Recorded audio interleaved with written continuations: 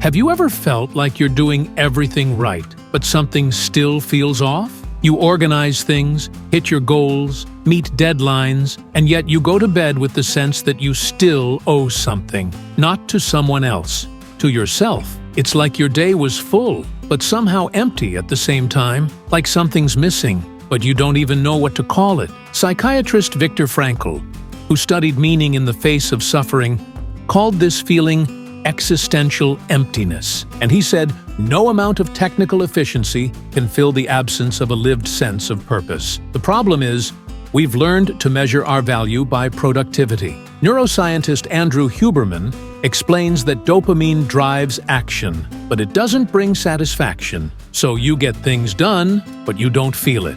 You check the box, but you don't celebrate the moment. And when the ideal self you've created is unreachable, as Carl Rogers once said, you end up chasing someone who doesn't even fit who you really are. Deep down, it's like running on a treadmill. You sweat, you try hard, you feel the exhaustion, but the scenery never changes. Maybe you really are doing everything right. You just don't know why anymore. Your day was full, but do you remember how you felt while living it? Or do you only remember what you delivered? What you checked off the list? Some people stay busy all day and still feel completely disconnected, like they were in function mode, present for the tasks, but absent from themselves. And that's not just in your head. The brain only registers real pleasure when we're emotionally connected to what we're doing, when there's context, when there's presence. Without that, it feels like you did a lot, but didn't actually live any of it. Even when you finally make it, your body doesn't celebrate. It stays on alert, like nothing is ever enough. It's that internal state that never shuts off, like there's always something missing. And that creates a strange kind of exhaustion.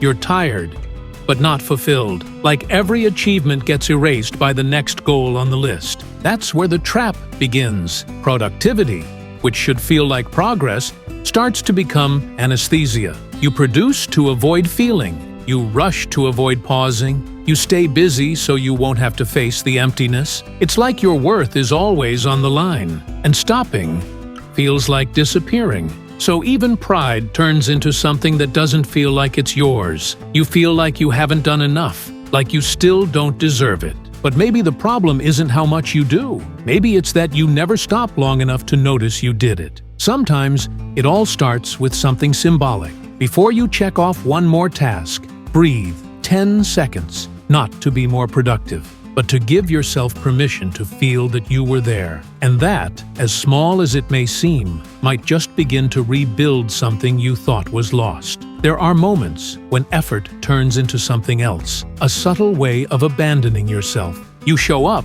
you give, you deliver, but why? For what? For whom? When we lose touch with the why, even accomplishments start to feel like exhaustion. You keep going on autopilot, collecting wins, but without meaning. And without meaning, nothing fits. Not even the things that should make you proud.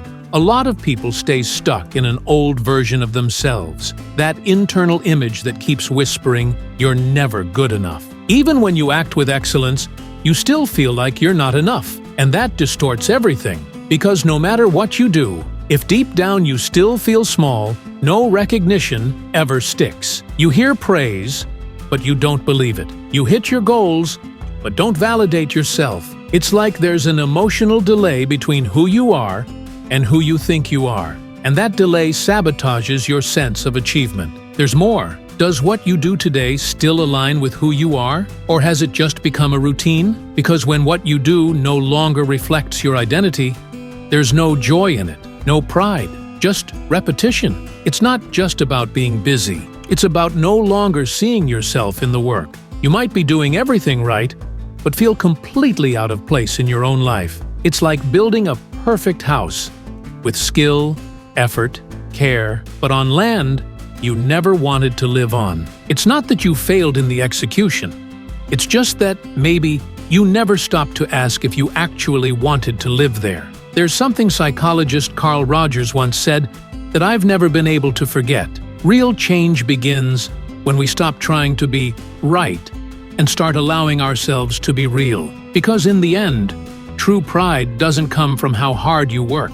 It comes from belonging. You can do everything right, but if you're not inside of it, what's left is just an empty kind of success. The answer might not be in producing more. It might be in actually inhabiting what you already do.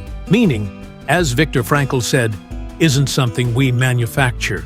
It's something we discover when we're present enough to notice.